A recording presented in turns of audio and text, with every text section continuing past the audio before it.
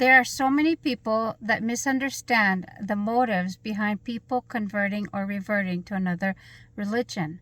And I can assure you that the majority of the people that convert to another religion, they don't do it lightly, and they do it with a lot of thought and a lot of research before they get on this path, okay? Because it's a very serious matter. Our salvation is a very serious matter. Whoever is doing that is taking it extremely seriously. I know that I'm on the right path. I may not be the perfect Muslim or the best practicing Muslim, but I am trying my best. And the way that I feel I am doing my best is by constantly reading and by constantly educating myself and constantly trying to improve myself in front of the eyes of you know who. So, having said that, and this is addressing somebody more specific, but also because there's many questions about this, Muslims do not believe that the Bible is its original form.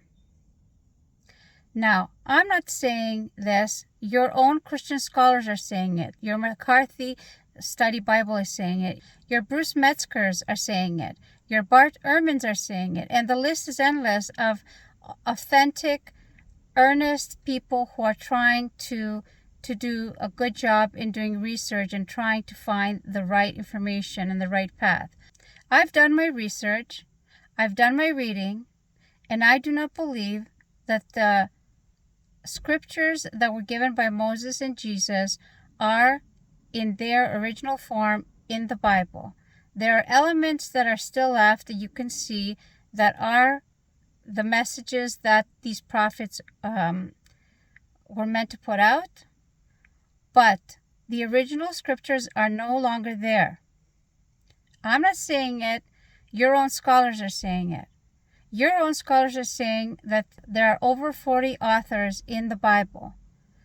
Many of them are anonymous. The very essential books that Christians rely on to follow Jesus, like John, Mark, Matthew, and Luke, and even Hebrews, they are just called John, Mark, Luke, and Matthew as a title. That's their title. That is not the author of the book. And I suggest you look it up. If you're determined to just stay on your path and you're not going to look at any further, that's not on you. But I suggest, if you're serious about your salvation, that you look it up. Your own Christian scholars are saying it. Not Muslim scholars, Christian scholars. You have over 3,000 different versions of the Bible. But these are versions, not translations. The Orthodox Bibles, the Presbyterian, the Protestant, the Catholics, the Ethiopians, they all have different numbers of books because people have decided these are not relevant, these are relevant, we're going to have more, we're going to have less. Human beings have decided all that. Human beings. So you can say all you want, these people are inspired by God. But at the end of the day, you cannot say that these are the Bible because there's so many of them. If you ask, and I'm not trying to it's not a tit for tat. I'm just saying that, yeah, there are different sects in Islam. There are different Muslims who subscribe to different schools of thought or different sects. However, at the end of the day, they go by the one Quran. There's no different versions of the Quran. There's different translations. And there are people with PhDs attached to their names that have done their homework and have verified, not Muslims, that have verified that the Quran is unchanged from over 1400 years ago to now. Not a dot has changed. Not a comma, as they say, has changed. So, having said all that, why would somebody who is serious about their salvation rely on a book that doesn't have the authenticity, that it's not in its original form? Why would somebody do that? I am not determined to follow the same path as my parents or my family or the same people of my own ethnicity. I'm not. That is not my objective. My objective is to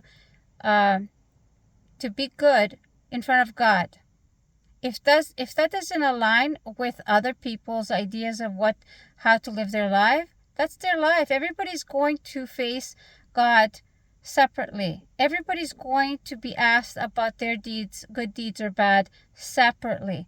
No one's going to save me, and I'm not going to save anybody. That is a fact. If you want to choose to live your life according to,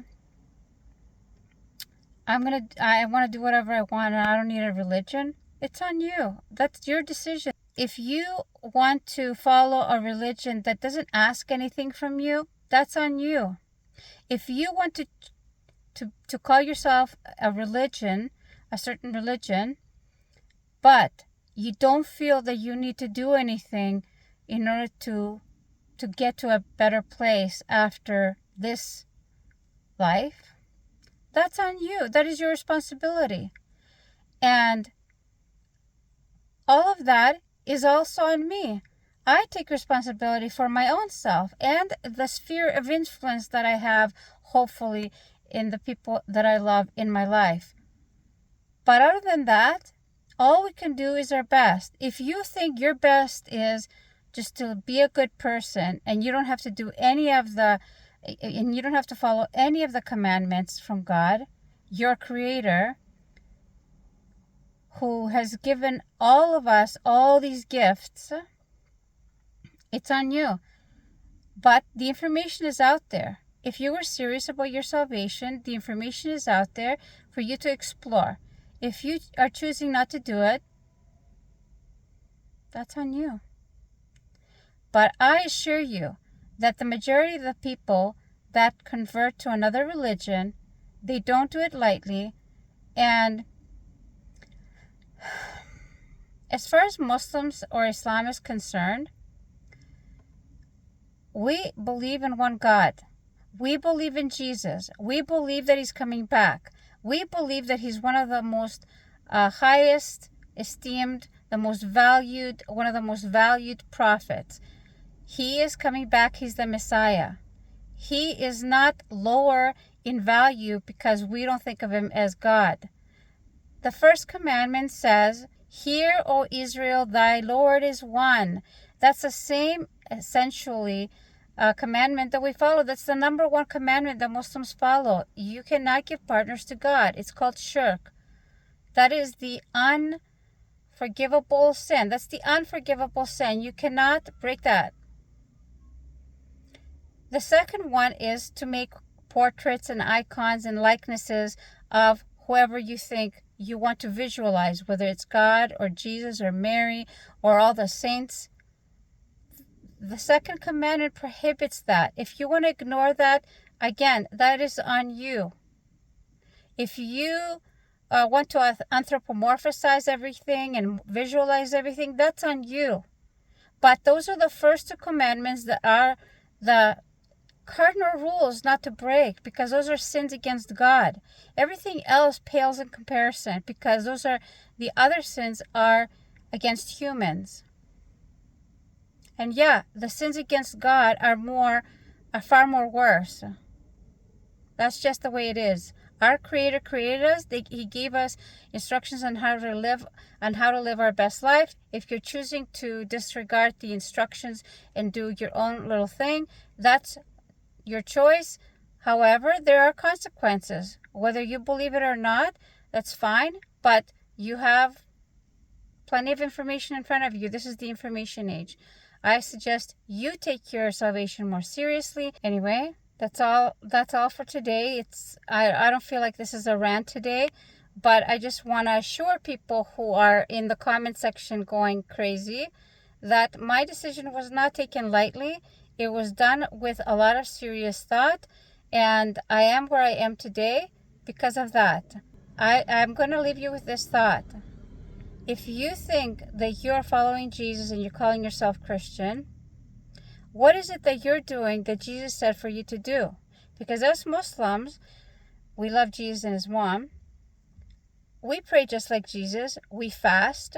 We dress modestly like his mom. We observe the laws that Jesus followed, which he said he did not come to abolish them. He came to fulfill them. So That is the question. What are you doing in terms of following Jesus? What are you doing? How are you following Jesus? Because I can tell you in all the different ways that I am trying to follow Jesus. Okay, that's it for now. I'll talk to you guys another time. Have a lovely day. Assalamu alaikum.